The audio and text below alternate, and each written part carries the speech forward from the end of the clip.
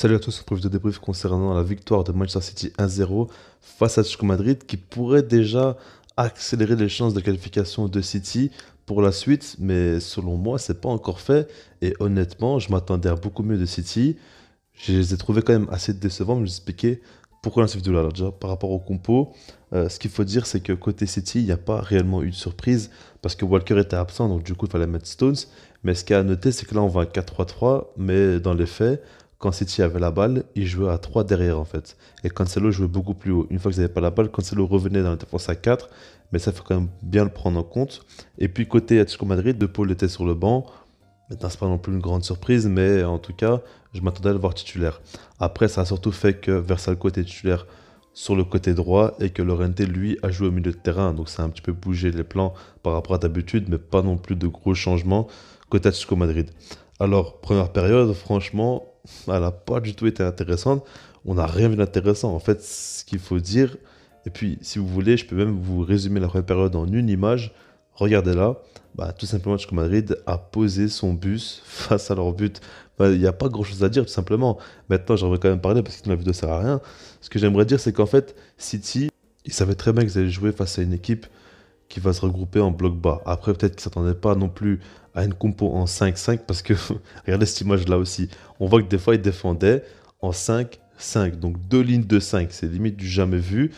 C'est assez dingue. Après, c'est pas non plus débile, hein, parce qu'on sait très bien que Manchester City aime bien, des fois, sur leur phase offensive, mettre une ligne de 5 en attaque pour pouvoir vraiment écarter un maximum. Et puis, tu as les milieux de terrain en dessous qui peuvent combiner. Et après, il y a deux joueurs qui vont se projeter, mais ça va faire une ligne de 3, une ligne de 2.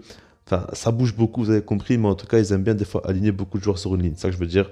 Et du coup, ils ont essayé de contrer ça.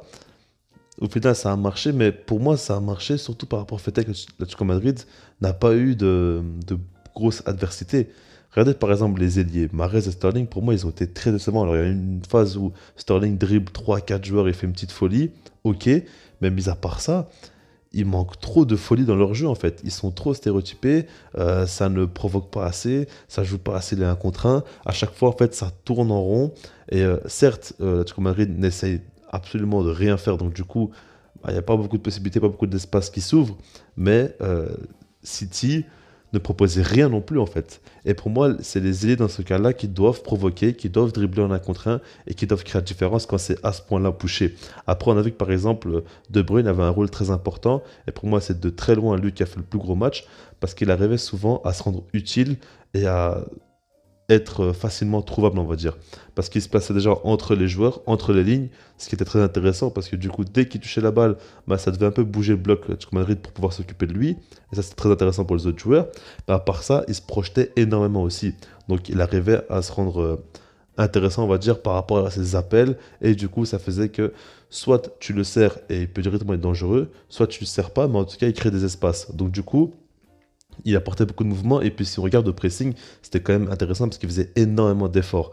Mais si on doit vraiment retrouver un truc positif côté City, pour moi c'est justement leur contre-pressing, leur, on va dire pas forcément contre-pressing, mais leur pressing à la perte de balle. C'est là où ils ont vraiment été très très forts. Parce qu'on a vu que dès qu'ils perdaient la balle, ils voulaient la récupérer le plus vite possible. Mais ce qui était surtout très intéressant à voir, c'est que par exemple Joao Félix ou Griezmann, quand ils avaient le ballon, ils étaient très souvent en 1 contre 3, voire 1 contre 4, pour vous dire à quel point le pressing était efficace, et ils arrivaient directement à étouffer le porteur du ballon, simplement. Ce qui était quand même très très fort et très bien joué, et ça a fait que l'Atlético Madrid n'était pas dangereux en fait. Ils ont eu quasiment aucune situation dangereuse dans le match. Il y a eu un moment donné, il y a eu une frappe cadrée de Llorente, mais il était très excentré côté droit. Donc du coup, c'était pas non plus très dangereux. Et ça fait que du coup, City était en maîtrise totale et en contrôle total. Le truc, c'est que, ok, c'est bien, mais là, ils jouent à domicile. Le match retour sera différent. J'ose imaginer que l'Atlético Madrid va quand même plus proposer parce qu'ils seront obligés pour se qualifier. Il va falloir qu'ils marquent au moins un but déjà pour la prolongation.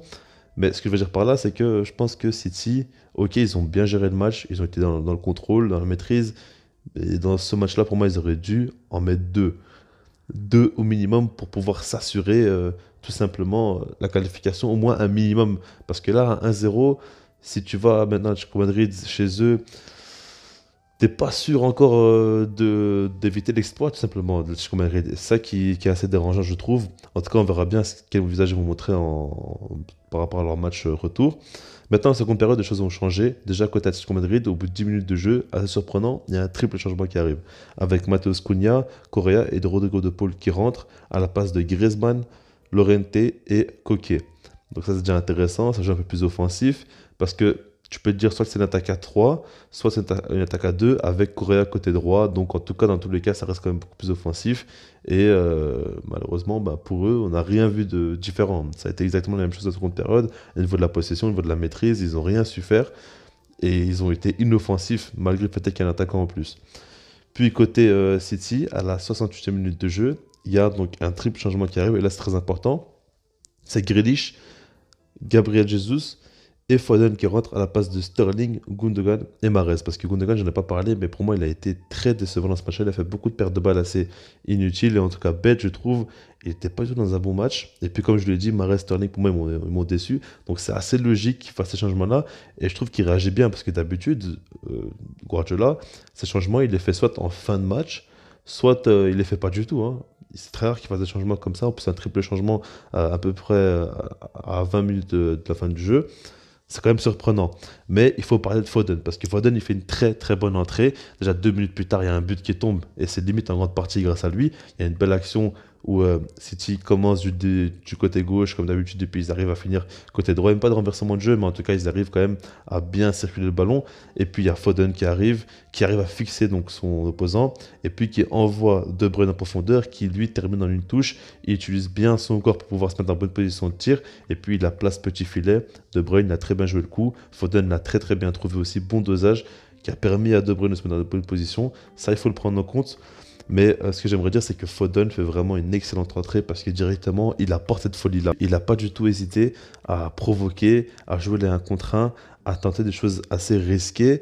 Mais si jamais ça passait, bah, à chaque fois, ça faisait très mal. Et son côté droit, il a fait quand même beaucoup de mal à cet Atlético Madrid.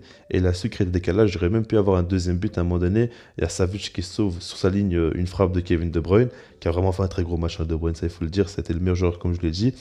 Mais du coup, Foden fait une excellente rentrée et il apporte directement plus de folie dans le jeu et plus d'imprévisibilité, surtout côté City, ce qui est très intéressant. Mais voilà, pour résumer ce match-là, City a largement maîtrisé la rencontre, ils ont été au-dessus, maintenant ils ont gagné seulement 1-0 et ils ont manqué pour moi un peu plus de prise de risque dans ce match-là. Et je pense que le match retour va quand même être assez chaud. On sait que l'ambiance va être assez folle. L'Atlético Madrid n'aura rien à perdre, tout simplement. Ils vont tout donner. Et je pense qu'ils peuvent faire mal à City. Maintenant, je les vois quand même favoris pour la qualification, comme je l'avais déjà dit. Je pense quand même que City va le faire. Et en tout cas, ce match-là, il n'est pas ultra rassurant, mais ça montre bien quand même qu'il y a une classe d'écart entre deux équipes parce que vraiment, L'Atlético Madrid n'a rien pu proposer, n'a pas pu mettre en danger cette équipe-là de City. Dans les commentaires par rapport à ce match-là, et puis sinon, moi, je vous dis peace.